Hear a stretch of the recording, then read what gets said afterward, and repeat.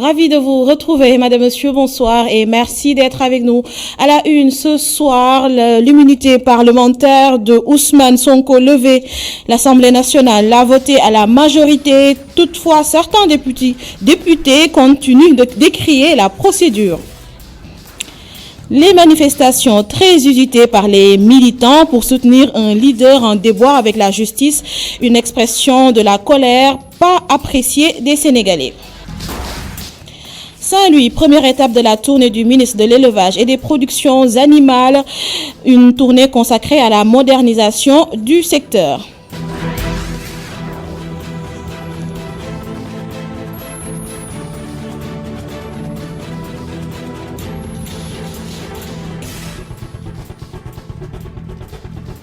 Un incendie s'est déclaré cet après-midi au marché Petersen. Des dégâts matériels importants. Le feu a été maîtrisé, mais les opérations se poursuivent.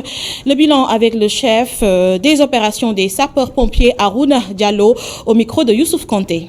Nous avons été alertés aujourd'hui à 15h42 pour un feu de cantine et d'étal de matériel divers et produits divers à Petersen, à hauteur de l'ancien service d'hygiène. Donc nous avons dépêché sur les lieux, engagé dans un premier temps 2 engins pompes pour lutter contre les propagations avant d'avoir un autre renfort de 3 autres engins pompes avec une ambulance et une camionnette d'air comprimé, de réserve d'air comprimé.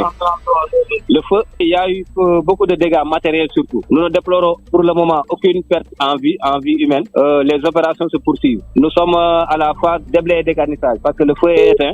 Maintenant, nous procédons aux opérations de déblai et dégarnissage pour éviter toute éventuelle reprise de feu. Bon, présentement, je ne saurais le dire tant que le feu n'est pas complètement éteint. L'immunité parlementaire de Ousmane Sonko a été levée ce matin par ses collègues. Le député Déthié Fall accuse directement le chef de l'État qui, selon lui, n'a qu'une obsession, éliminer tout adversaire politique. Il invite le chef de l'État à concentrer son énergie ailleurs que dans la politique politicienne, selon ses termes. Déthié Fall est au micro de Omar Khan. Permettez-moi d'abord de regretter cette journée ténébreuse que nous venons de vivre aujourd'hui et qui n'est l'œuvre de personne d'autre que du président de la République, Macky Sall, qui nous a habitués à de telles journées depuis qu'il est arrivé au pouvoir. Parce que son projet, l'unique qu'il a, c'est l'élimination à tout prix de tous ses adversaires politiques. Alors que les Sénégalais l'attendent sur d'autres chantiers beaucoup plus importants à leurs yeux. Le chantier de la prise en charge des préoccupations du point de vue économique, du point de vue social ou sanitaire. Mais il n'a pas de compétence à ce niveau. La seule compétence qu'on lui connaît, c'est l'élimination ou, comme il l'a dit pour reprendre ses mots, la réduction à sa plus simple expression de l'opposition. Mais se pose un problème d'identification de sa véritable opposition, qui est aujourd'hui constitué de 14 500 000 Sénégalais, si on soustrait des 17 millions les 2 500 000 qui ont eu à voter pour lui à la dernière présidentielle.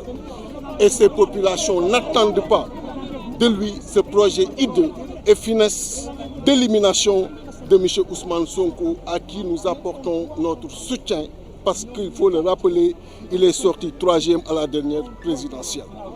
Et il est temps pour tous les Sénégalais, qu'ils soient de l'intérieur ou de l'extérieur, qu'on se mobilise et qu'on essaie de faire face au président Macky Sall, à son régime, à son système de management dictatorial qui ne cesse de pousser le pays et de le placer dans le cercle des nations les moins développées. La lettre adressée aux députés vise X et non pas Ousmane Sonko. La procédure n'a pas été respectée. Ce sont là les arguments soulevés par les députés qui sont contre la levée de l'immunité parlementaire de Ousmane Sonko. Pour Mously Diakhaté, député de la majorité Benno Bokk Yakaar, cet argument ne tient pas la route. La lettre vise bel et bien le député Ousmane Sonko et la procédure a été respectée. Mously Diakhaté également au micro de Omar Khan et Moussa Fall.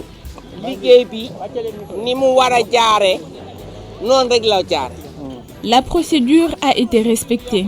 Je ne vais pas y revenir. Le ministre de la Justice a bel et bien demandé la levée de l'immunité parlementaire de M. Ousmane Sonko. Après cela, le président de l'Assemblée nationale a réuni le bureau de l'Assemblée nationale. Il a également réuni la conférence des présidents et a demandé à la commission des lois d'installer une commission ad hoc pour entendre le député Ousmane Sonko. Ceux qui aujourd'hui ont refusé de voter avaient pourtant des représentants dans la commission ad hoc.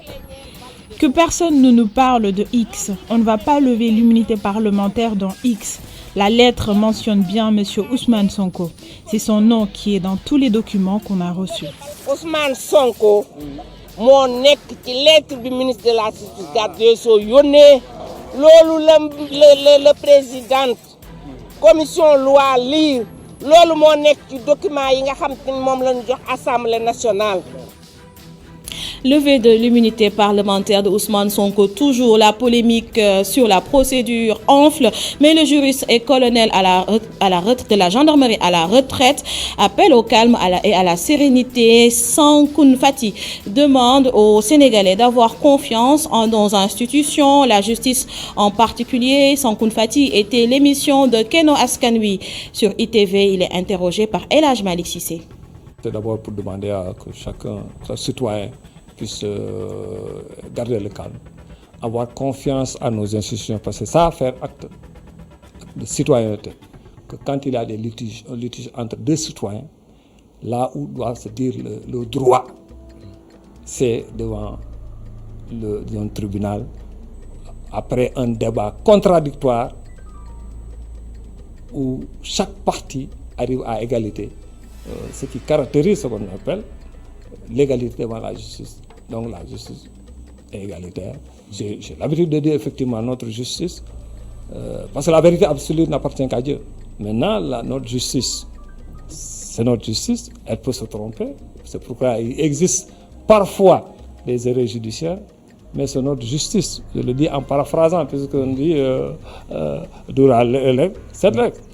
Mais je paraphrase en disant que la justice peut se tromper.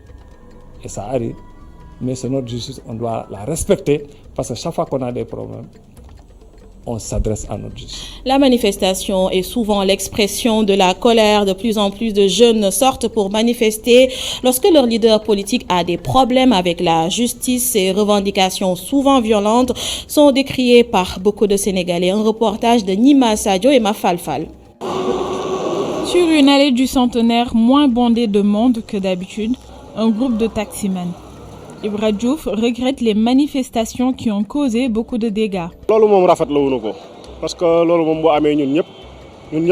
Je trouve que c'est une mauvaise idée pour nous les conducteurs de taxi parce que ça a des conséquences sur notre métier. Peut-être qu'ils ont de bonnes raisons pour manifester. Cet entrepreneur est militant d'un parti politique mais ne cautionne pas les violences. Je ne suis pas d'accord avec les manifestations. Je fais partie de la mouvance présidentielle, mais même si je suis avec le président de la République, je n'accepterai jamais de jeter des pierres pour lui.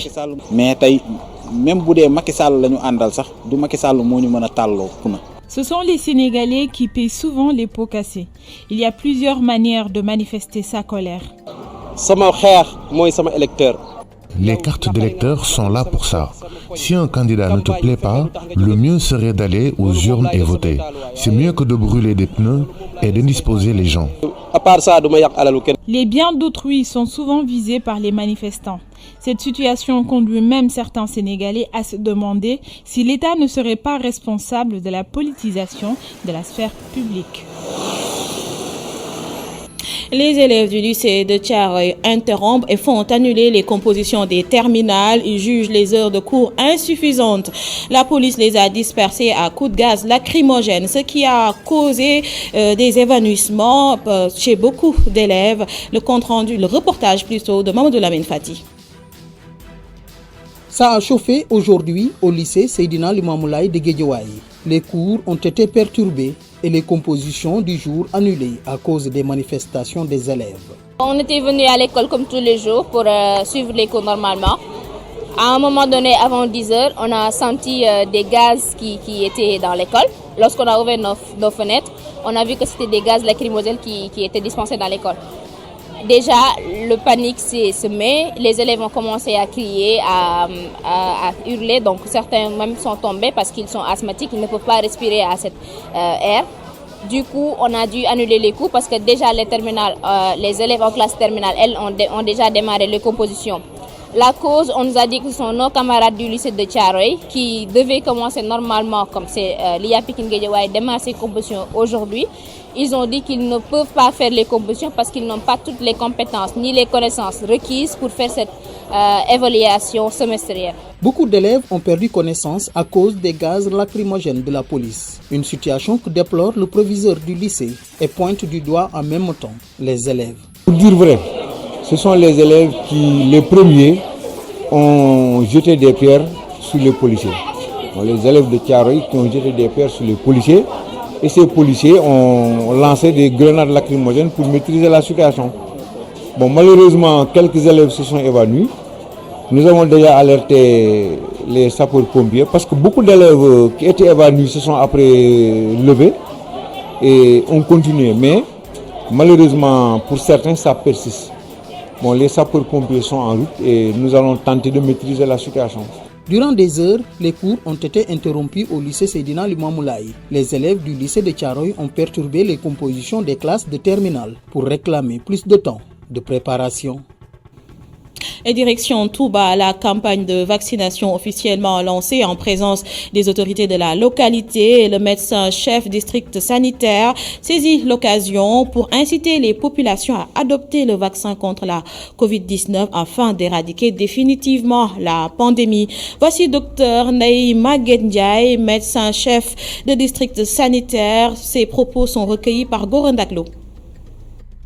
On ne peut que se réjouir de ça et rendre grâce à Dieu, remercier le chef de l'État qui a permis que cette disponibilité soit effective au niveau de la ville de Touba. Donc aussi nous réjouir de la présence des autorités administratives, mais surtout de tous les acteurs de santé du système au niveau de Touba. Je suis avec moi, j'ai les directeurs des grands hôpitaux de Touba qui sont des icônes en termes de santé, donc qui doivent rien que par leur vaccination prouver que c'est des vaccins qui sont sans, qui n'ont pas vraiment d'effet indésirable majeur. Donc vraiment, c'est des vaccins sûrs et efficaces, donc qui ont prouvé leur efficacité. Et vraiment, j'exhorte toute la population au moment venu, parce qu'actuellement, on a une disponibilité de vaccins pour le personnel de première ligne. Mais sous peu de temps, on va recevoir les quantités pour les personnes âgées avec comorbidité et le reste de la population. Il faudrait vraiment que les gens comprennent que la Covid-19 a vraiment fait beaucoup de dégâts. C'est carrément une catastrophe naturelle. Donc il faudrait que tous ensemble, qu'on puisse se vacciner, se prémunir, tout en continuant à respecter les mesures barrières. La commune de Sandiara a également démarré la campagne de vaccination à Louli-Benteigné. Le maire de la commune a pris sa dose et encourage les populations à faire autant. Serine Diop a rassuré les populations quant à la sûreté du vaccin. Il est interrogé par Muntaga Khan.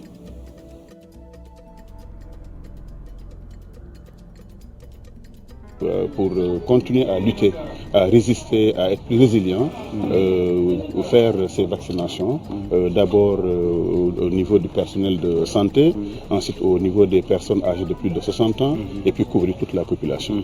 J'ai été très heureux de faire ce vaccin dans le dispensaire de Louli-Benteigné, parce que c'est un dispensaire qui a beaucoup de mérite, qui apporte une assistance particulière à la population de Louli, parce qu'il y a au moins 6 à 7 villages qui sont rattachés à ce centre-là et qui drainent beaucoup de monde. Le comité anti-Covid de la mairie va commencer une tournée à partir de la semaine prochaine sur l'ensemble des 32 villages pour appeler à la vaccination. Je pense que c'est seule la vaccination contre la Covid-19 qui permettra aux Sénégalais d'être maintenant protégés définitivement contre ce vaccin. Donc je lance un appel à tous les villageois, à tous les habitants de Sandiara, à toute la population pour venir répondre massivement à ce programme de vaccination. Mais je lance un appel à tout le Sénégal, à tout le département de Mbour pour que les gens puissent venir se vacciner.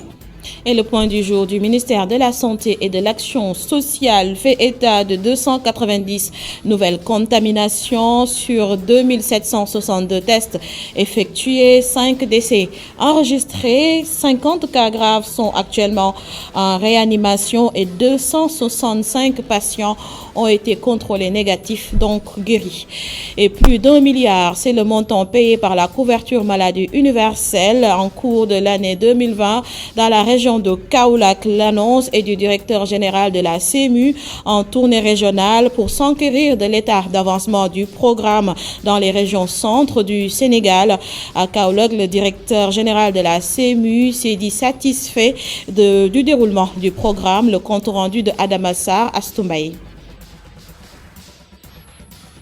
Cette visite du directeur général de la couverture maladie universelle entre dans le cadre de la tournée régionale sur l'état d'avancement du programme CMU dans les régions centres. À Kaolack, le Dr Bokar Mamadou Dav se dit satisfait du taux de pénétration estimé à 89,91%. Nous avons discuté de l'état de mise en œuvre du programme pour noter avec satisfaction évidemment qu'ici il y a beaucoup d'innovations telles que le couplage microfinance, micro-assurance santé, telles que la portabilité. La portabilité, c'est important parce que c'est ça qui permet à n'importe quel bénéficiaire de pouvoir aller dans toutes les structures de santé pour se traiter. Et pour dire que la région de Kaolack, c'est une région pionnière qui est tellement importante au point qu'elle est appuyée par beaucoup de partenaires de l'OFALPAC, qui permet véritablement d'assurer une couverture aujourd'hui de l'ordre de 36% avec un taux de pénétration de près de 85%. Au titre des subventions ciblées allouées aux mutuelles de santé et des gratuités à Kaolack, le montant global est estimé à plus d'1 milliard de francs CFA selon le directeur général de la CMU. Au cours de l'année 2020, nous avons payé jusqu'à hauteur de 1,67 milliard et plus, dont les 345 millions correspondent aux subventions ciblées et 87 millions aux subventions générales, les 600 et quelques millions au niveau des gratuités. L'hôpital régional El Hadji Ibrahima Niass de Kaolack, qui compte 11 000 bénéficiaires de la CMU, traite tous les dossiers selon la directrice de l'hôpital.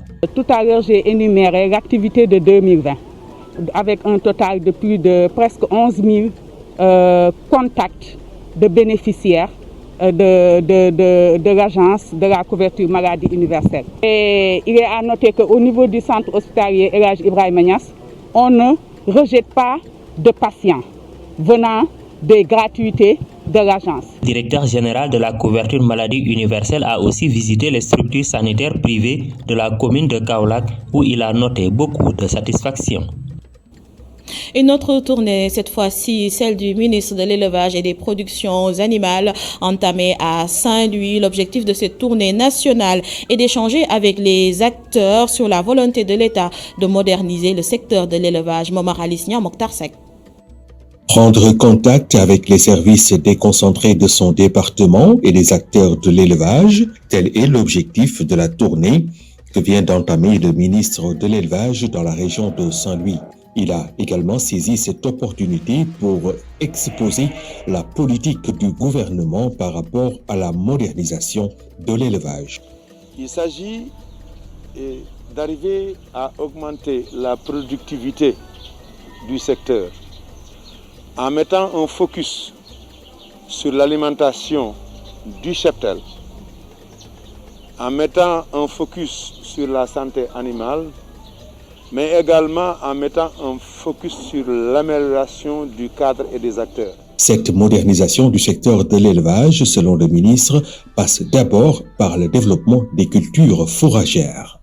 Le chef de l'État a décidé cette année de mettre en tout cas un budget très consistant dans la relance de la culture fourragère. C'est pour nous l'occasion aujourd'hui de lancer un appel à l'ensemble des autorités des collectivités locales pour permettre aux acteurs qui travaillent dans le secteur de l'élevage de disposer de terres pour cette relance justement des cultures fourragères. Le ministère de l'Élevage fait cet appel à la suite de celui lancé par le chef de l'État il y a 2 ans, qui invitait les mairies à aider à la disponibilité de 50 000 hectares destinés exclusivement aux cultures fourragères. Par rapport à l'amélioration génétique des races bovines, l'État du Sénégal va sous peu importer près de 1400 génisses gestantes. Et signature de convention entre la SAPCO Sénégal et l'ONFP, une convention qui a pour but de mutualiser les ressources afin de développer des filières de formation pour les jeunes et de renforcer les capacités des agents de la SAPCO. Le compte rendu de Aïssatou Kane Barasso.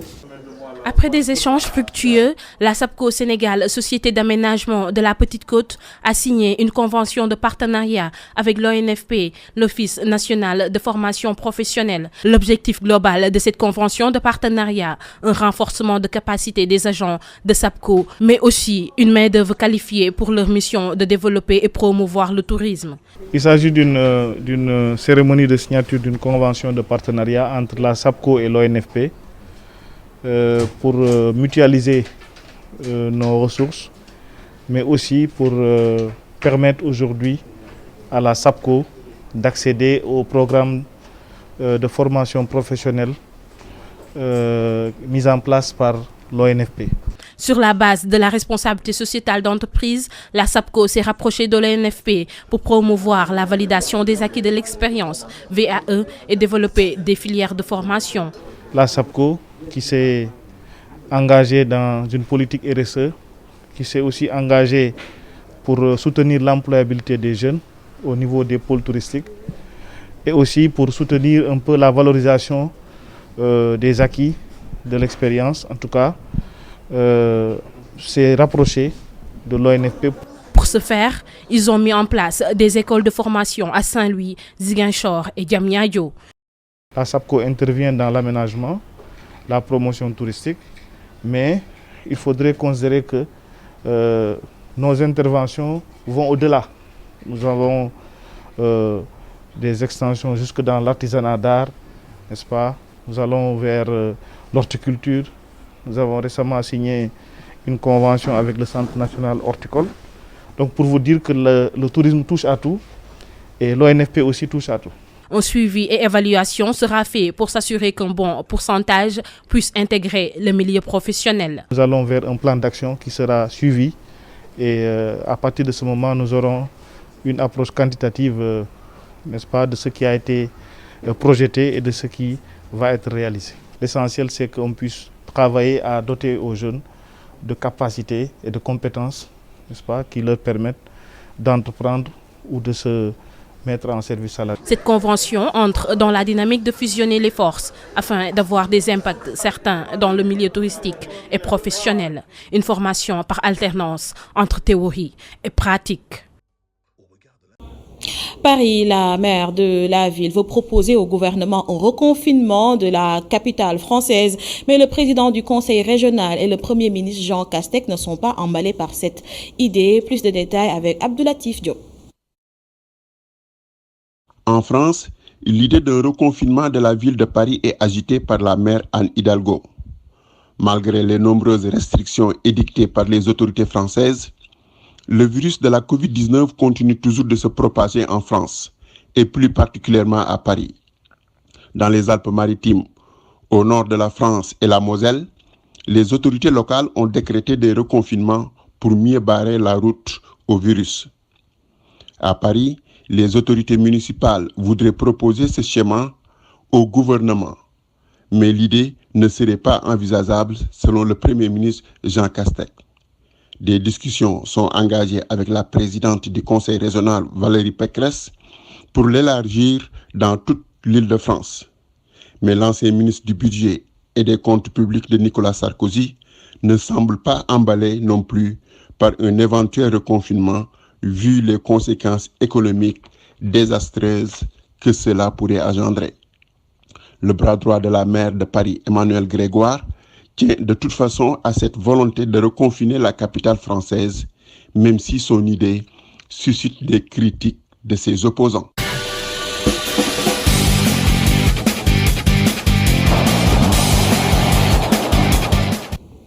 Actu Sport comme tous les lundis avec Malik Tchandoum. Bonsoir Malik.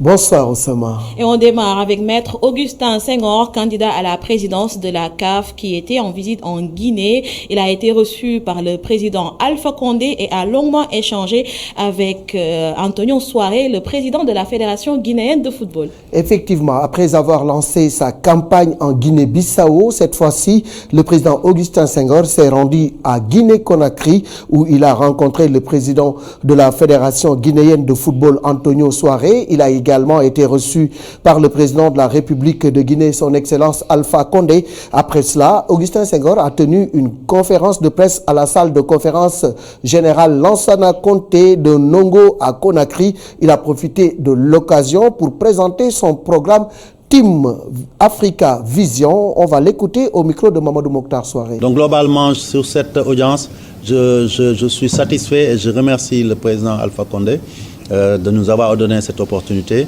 Et aujourd'hui, je pense que je vais suivre ces prescriptions à la lettre et nous allons travailler ensemble à y arriver. Pour le reste, je dirais simplement que dans le cadre de mon programme, j'ai évoqué un aspect important qui s'appelle Initiative Team Africa. Je pense que je vais mettre ça en lien avec la visite que nous venons de faire. Je pense que Team Africa, c'est simplement nous dire nous-mêmes que nous pouvons réaliser la CAF que nous voulons par nous-mêmes, pour nous-mêmes et avec l'accompagnement des autres. Et Malik, après la Guinée, quelle sera la prochaine destination de Maître Senghor? Maître Senghor en compagnie de El Hadj Ousseynou Diouf et de Khalilou Fadiga, mais également de notre confrère Aliou Goloko qui fait partie également de sa cellule de communication, se rendra au Maroc où il va rencontrer le président Fawzi Leka, président de la Fédération royale marocaine de football. Eh bien, il va également échanger avec lui dans le cadre toujours de cette campagne pour présenter son programme et convaincre certains de ses homologues présidents de voter pour lui. Donc une campagne qui bat son plein. Football, toujours 9e journée, Ligue 1 et Ligue 2. De belles affiches ce week-end. Effectivement, pour cette 9e journée qui va démarrer dès ce samedi, on aura AS Pikine contre Mbour Petite Côte à 16h au stade Alassane Djigo. Et puis le Casa Sport de Ziguinchor à Aline Sitoé Diatta accueille NGB Niary Tally. Le dimanche, ce championnat va se poursuivre avec l'affiche Ndiambour de Louga, Teungueth FC au stade Albouri Ndiaye. Dakar Sacré-Cœur qui reçoit Seneps Excellence Club au stade Alassane Djigo. Le stade de Mbour reçoit Djambar Football Club. Là, c'est le duel des Mbourois. Ce sera à la tanière Bruno Metsu. L'Union sportive goréenne va en découdre avec l'AS Douane. Ce sera au stade de Mbao. Et puis, l'affiche de cette 9e journée sera Génération Foot Djaraf de Dakar au stade d'Ibril Diagne. En Ligue 2, on va également jouer ce samedi à 16h. Demba Diop qui accueille Thiès Football Club au stade Fodé Wade. On aura Amitié Football Club contre Port Autonome de Dakar au stade La Dior. Africa Promo Foot contre Dakar Université Club. L'Union sportive de Ouakam qui accueille Cœur Major. Guédiawaye Football Club contre Renaissance de Dakar. Et puis la Linguère, qui est actuel leader de ce championnat, va accueillir AJ Fatick et l'autre équipe de Fatick, Diamondo de Fatick, va jouer contre la Sonacos de Diourbel. Football toujours, cette fois-ci en Europe, les affiches des 8e de finale de l'Europa League connues. L'attraction reste Manchester United contre Milan. Ah oui, affiche alléchante. Manchester United, 2e de la Premier League, va donc jouer contre l'AC Milan, 2e de la Serie A. L'AC Milan de Zlatan Ibrahimovic. Manchester United est favori après son succès sur le Real Sociedad lors du tour précédent, 4-0 et 0-0. Et puis en ce moment, l'AC Milan traverse une mauvaise passe avec 4 matchs sans victoire, toutes compétitions confondues. Dans les autres matchs, on aura Olympiakos de l'international sénégalais Ousseynou Ba contre Arsenal, AS Rome qui accueille Shakhtar Donetsk, Young Boys de Berne contre l'Ajax d'Amsterdam et puis Dynamo Zagreb contre Tottenham. Pour finir, du basketball, tirage tirage du Basketball African League prévu en mars à Dakar. Oui, finalement, parce que c'est un tournoi qui a été reporté, s'inédit, du fait, bien entendu, de l'impact du coronavirus. On ne savait pas à quel moment la Basketball African League va se jouer. Finalement, le tirage va se faire en début mars à Dakar. Et puis, les premiers matchs se joueront à Kigali, au Rwanda, en avril. On le rappelle, le Sénégal sera représenté par l'AS Douanes. Ainsi prend fin ces actualités du sport. Merci beaucoup, Malik. Rendez-vous vendredi. Rendez-vous vendredi et je serai encore très heureux de partager ce plateau avec vous. Pareillement.